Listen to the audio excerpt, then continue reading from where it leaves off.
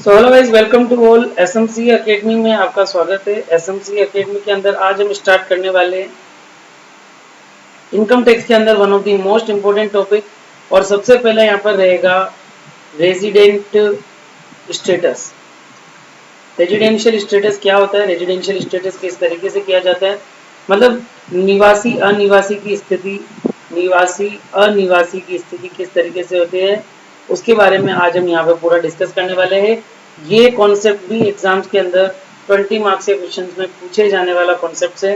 सो अभी हम डिस्कस कर लेते हैं कि इनके अंदर किस तरीके का कॉन्सेप्ट रहता है या इसको हमको किस तरीके से समझना है। तो सबसे पहले जो रेजिडेंट के बेसिस पर कैटेगरी डिफाइन की जाती है वो दो टाइप की होती है यहाँ पर, लेकिन इसको ब्रॉड कैटेगरी में हम तीन टाइप भी मान सकते हैं। एक तो होता है रेजिडेंट, एक होता है ordinary, not ordinary resident, not ordinary resident, और एक होता है नॉन रेजिडेंट, नॉन रेजिडेंट। तो तीन कैटेगरी यहाँ पर इनकी जो है क्लासिफाई की जा सकती है। रेजिडेंट को ऑर्डिनरी रेजिडेंट के नाम से भी आप जान सकते हो। तो यहाँ पर इसके अंदर ये हो सकता है निवासी, इसको बोलते हैं गैर निवासी, और इसको कहा जा सकता है असाधारण निवासी, निवासी। इस तरीके से इनकी तीन कैटेगरी यहाँ पे क्लासिफाई की गई है। तो अभी हम यहाँ पर ये समझते हैं कि किसी भी इंडिविजुअल पर्सन के लिए ये कॉन्सेप्ट्स कब फॉलो किए जाएंगे, कब वो रेजिडेंट माना जाएगा, कब उसको नॉट ऑर्डिनरी रेजिडेंट माना जाएगा और कब उसको नॉन रेजिडेंट माना जाएगा। तो इसको एक समरी चार्ट में हम यहाँ पर समझने की कोशिश करते हैं। रेजिडेंट या नॉन रेजिडेंट होने के लिए कुछ कंडीशंस का होना जरूरी होता है, और उस कंडीशंस के अंदर अगर हम बात करें तो यहाँ पर सबसे पहला है बेसिक कंडीशन। एक होती है बेसिक कंडीशन और एक होती है एडिशनल कंडीशन। दो कंडीशन होती है, बेसिक कंडीशन और एक होती है एडिशनल कंडीशन। तो हम बात करते हैं बेसिक कंडीशंस के अंदर क्या क्या कॉन्सेप्ट्स को यहाँ पर फॉलो किया जाता है। So when we discuss about the basic condition, you must understand that basic condition में क्या क्या चीजें आती है कि कोई व्यक्ति अगर प्रीवियस ईयर में 182 डेज इंडिया में रहता है ना, प्रीवियस ईयर के अंदर 182 डेज इंडिया में रहता है। और सेकंड कंडीशन होती है यहाँ पर कि कोई भी पर्सन जो प्रीवियस ईयर 60 डेज इंडिया में रहा है, लेकिन पिछले 4 सालों को मिलाकर अगर वो 365 दिन इंडिया में रहता है, याद रखिएगा प्रीवियस डे 182 डेज रहा है या फिर प्रीवियस डे 60 डेज रहा है, लेकिन पिछले 4 सालों को मिलाकर कितने दिन इंडिया में रहा है, 365 दिन इंडिया में रहा है। ये तो होती है दोनों बेसिक कंडीशन। अब बात करते हैं एडिशनल कंडीशन की। तो एडिशनल कंडीशन में यहाँ पर पिछले 10 ईयर में, पिछले 10 ईयर में 2 ईयर तक बेसिक कंडीशन पूरी करता हो, पिछले 10 सालों में से 2 सालों तक अगर बेसिक कंडीशंस पूरी करता हो, या फिर पिछले 7 सालों में प्रीवियस 7 ईयर, याद रखिएगा प्रीवियस 7 ईयर में 730 दिन अगर वो इंडिया में रहता है, तो ये होती है एडिशनल कंडीशन। देखिए बेसिक कंडीशन तो हो गई, पिछले साल 182 डेज इंडिया में रहा है, या फिर पिछले साल तो सपोज कीजिए कि वो 60 डेज इंडिया में रहा है, लेकिन पिछले 4 सालों में मिलाकर 365 दिन अगर वो इंडिया में रहा है तो इसको बेसिक कंडीशन कहते हैं। और पिछले 10 सालों में कम से कम 2 साल बेसिक कंडीशन पूरी करी हो, और पिछले 7 सालों में मिलाकर 730 दिन इंडिया में रहा है। तो अब यहाँ पर थोड़ा सा कॉन्सेप्ट वाइज हम समझने की कोशिश करते हैं कि कॉन्सेप्ट वाइज इसको किस तरीके से समझा जा सकता है। सो यहाँ पर हम इसको देखते हैं कि कॉन्सेप्ट के अकॉर्डिंग किस तरीके के क्या लॉजिक्स यहाँ पर दिखाई देते हैं। सो यहाँ पर आप जब देखेंगे कि कब वो रेजिडेंट माना जाएगा, एक चीज समझना, जो ये ऑल कंडीशन पूरी करता है, ऑल बेसिक भी सारी पूरी करता है, एडिशनल भी सारी पूरी करता है, तो उसको रेजिडेंट माना जाएगा। वो व्यक्ति माना जाएगा कि वो भारत का निवासी व्यक्ति है। अगर वो सिर्फ, अगर वो बंदा सिर्फ और सिर्फ बेसिक कंडीशन पूरी करता है, बेसिक एक पूरी करता है या दोनों पूरी करता है, बट एडिशनल या तो एक पूरी करता है या कोई सी भी पूरी नहीं करता, याद रखना बेसिक कंडीशन तो पूरी कर रहा है, एडिशनल एक पूरी कर रहा है, कोई सी भी पूरी नहीं कर रहा है, तो उसको नॉट ऑर्डिनरी रेजिडेंट माना जाएगा। और तीसरी कंडीशन, अगर वो बेसिक कंडीशन ही पूरी नहीं कर रहा है, भले एडिशनल करो मत करो, भले एडिशनल करो मत करो, बेसिक कंडीशन ही अगर पूरी नहीं कर रहा है तो उस व्यक्ति को नॉन रेजिडेंट माना जाए। देखिए टैक्स जब निकालते हैं तो ये छांटना बहुत जरूरी होता है, कौन व्यक्ति रेजिडेंट है, कौन नॉट ऑर्डिनरी रेजिडेंट है और कौन नॉन रेजिडेंट है।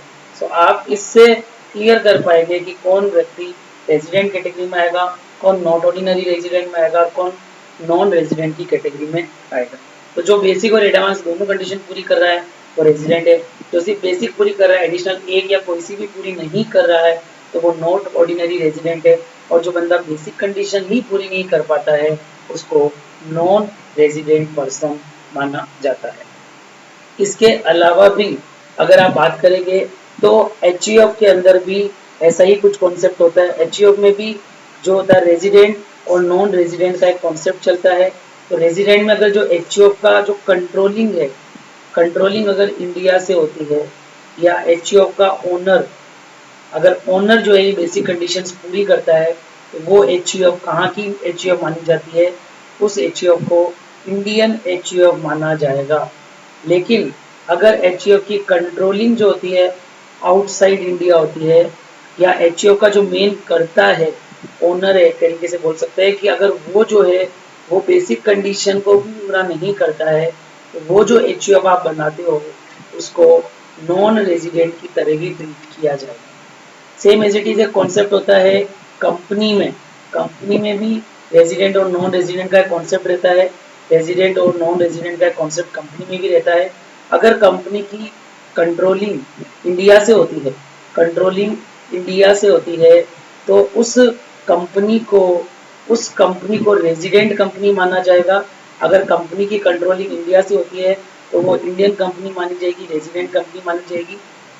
लेकिन अगर कंपनी की कंट्रोलिंग आउटसाइड इंडिया होती है, आउटसाइड इंडिया होती है या कंपनी का हेडक्वार्टर आउटसाइड इंडिया है तो वो कंपनी को नॉन रेजिडेंट कंपनी माना जाएगा। इस तरीके से आपको ये कॉन्सेप्ट याद रखना है, रेजिडेंट्स क्या होता है, नॉन रेजिडेंट क्या होता है, ऑर्डिनरी नॉट ऑर्डिनरी, ये कॉन्सेप्ट आपको याद में रखना जरूरी है। और फिर इसी के ऊपर कुछ बेस क्वेश्चंस भी होते हैं, अभी हम उनको भी वन बाय वन आपके साथ में डिस्कस करते हैं कि इसके ऊपर बेस कौन कौन से टॉपिक्स और बनते हैं। तो यहाँ पर एक कॉन्सेप्ट आता है टैक्स लाइबिलिटी, कि टैक्स लाइबिलिटी किस तरीके से होती है, कि कौन कितना टैक्स जो है यहाँ पर पे करेगा, उनकी टैक्स लाइबिलिटी। तो यहाँ पर तीन कैटेगरी हमने पढ़ी है, resident, non resident, not ordinary resident. तो उनके अंदर कैसे टैक्स लाइबिलिटी आती है, उसका क्या कॉन्सेप्ट होता है, चलिए उसे हम समझने की कोशिश करते हैं। तो सबसे पहले कुछ पर्टिकुलर्स में चीजें आ जाएगी, यहाँ पे आ जाएगा रेजिडेंट, नॉट ऑर्डिनरी रेजिडेंट और नॉन रेजिडेंट। तो इसके कॉन्सेप्ट को हम वन बाय वन यहाँ पर डिस्कस करते हैं। तो सबसे पहला पॉइंट ये हो जाएगा कि अगर कोई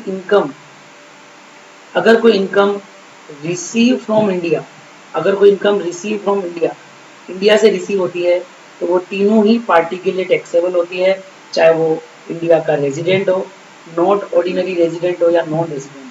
अगर कोई इनकम अक्रूड इन इंडिया, मतलब इंडिया से ड्यू हुई है, इंडिया से ड्यू हुई है तो भी वो तीनों ही पार्टी के लिए टैक्सेबल मानी जाती है।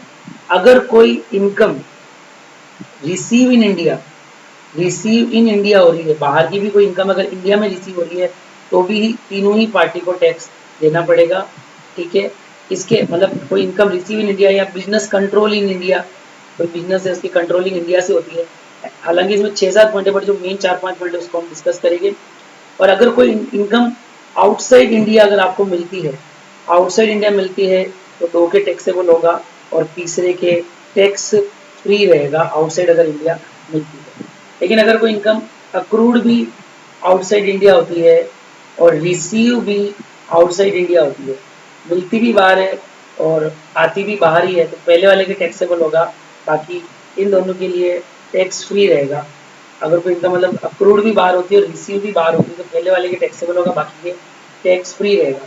और अगर कोई पास्ट अनटैक्स इनकम है, अनटैक्स इनकम है मतलब पहले उसके ऊपर टैक्स नहीं लगा है, अगर उस इनकम पे पहले टैक्स नहीं लगा है तो अभी भी वो इनकम पे टैक्स नहीं लगेगा, वो टैक्स फ्री होगी, उसके ऊपर किसी को भी टैक्स देने की आवश्यकता नहीं है, चाहे वो रेजिडेंट हो, नॉट ऑर्डिनरी रेजिडेंट हो या नॉन रेजिडेंट हो। इस तरीके से इस चैप्टर में आपसे ये पूरी थ्योरी और ये पूरे कॉन्सेप्ट पूछे जा सकते हैं। देखिए, जो हम रिविजन्स क्लासेस ले रहे हैं उसमें हम कॉन्सेप्ट सारे ही कवर कर रहे हैं, बट इन कॉन्सेप्ट्स को आप समझने के बाद अगर एक बार सीरीज से भी पढ़ेंगे तो आपके कॉन्सेप्ट्स एकदम कवर हो जाएंगे और आपके एग्जाम में अच्छे मार्क्स आपको मिल सकते हैं। दैट्स व्हाई ये जो आज का टॉपिक था वो रेजिडेंशियल स्टेटस के ऊपर था। आप लोग एक बार पूरे टॉपिक को गो थ्रू कीजिएगा, इसके कुछ पॉइंट्स और है जिनको आप बुक से भी कवर कर सकते हैं। इसके अलावा भी इनकम टैक्स के अंदर कुछ वर्ड्स को हम और भी समझ लेते हैं। इनकम टैक्स में जो ईयर चलते हैं वो ईयर लिटरली दो टाइप का ईयर यहाँ पर इनकम टैक्स में चलता है। पहले को हम बोलते हैं असेसमेंट ईयर और दूसरे को बोलते हैं प्रीवियस ईयर। तो प्रीवियस ईयर का मतलब ये होता है जहाँ पर आपकी इनकम ड्यू हुई है, आपने इनकम कमाई है, और असेसमेंट ईयर जिस साल आप टैक्स पे करेंगे। जैसे हम बात करें 2021 की, तो इसमें इनकम जो ली जाएगी वो ली जाएगी 2021 की, मतलब इनकम जो ली जाएगी वो ली जाएगी 19-20 की, और उसका टैक्स का भरा जाएगा 20-21 में। मतलब इनकम जो होती है पिछले साल की इनकम, जिस साल आपने इनकम कमाई है उसको बोलते हैं प्रीवियस ईयर, और जिस साल आप टैक्स भरोगे उसको क्या कहा जाता है, असेसमेंट ईयर। सो अगर आपके पास एग्जाम में क्वेश्चन आता है तो आप इसको भी ध्यान में रख सकते हैं। इवन तो एक और क्वेश्चन होता है आपके एग्जाम्स के अंदर, और वो क्वेश्चन रहता है कि असेसी किसको मानते हैं। इनकम टैक्स में असेसी किसको माना जाता है, who is known as assessee. Assessee कौन होता है, एक चीज याद रखिएगा, असेसी किसको माना जाता है। तो असेसी में करदाता किसको मानते हैं, इंडिविजुअल, कोई भी इंडिविजुअल पर्सन उसको असेसी माना जाता है। एचयू ऑफ हिंदू अविभाजित परिवार का बिजनेस हो गया, कोई भी कंपनी हो गई, कोई भी ट्रस्ट हो गया, या कोई भी चैरिटेबल इंस्टीट्यूशन हो गया, उसको भी असेसी मानते हैं। इसके अलावा कोई मतलब गॉड ऑफ टेम्पल हो गया, भगवान के मंदिर को भी असेसी के तौर पर ही ट्रीट किया जाता है, क्योंकि उन पे भी हमको टैक्स पे करना पड़ता है, मंदिरों की जो कमाई होती है। तो इस तरीके से इनकम टैक्स में असेसी का मीनिंग भी दे रखा है, तो आपकी डेफिनेशन बुक में जरूर दी हुई है, एक बार इसको भी देखिएगा, क्योंकि ये कॉन्सेप्ट भी एग्जाम पूछा जाता है कि असेसी कौन होता है, असेसी किसे माना जाता है। सो आज की वीडियो सेशन में इतना ही। आने वाली वीडियो सेशन में हम आपके साथ डिस्कस करेंगे इनकम टैक्स के कुछ और इम्पोर्टेंट कॉन्सेप्ट, ताकि आपके एग्जाम में अच्छे मार्क्स कवर हो सके।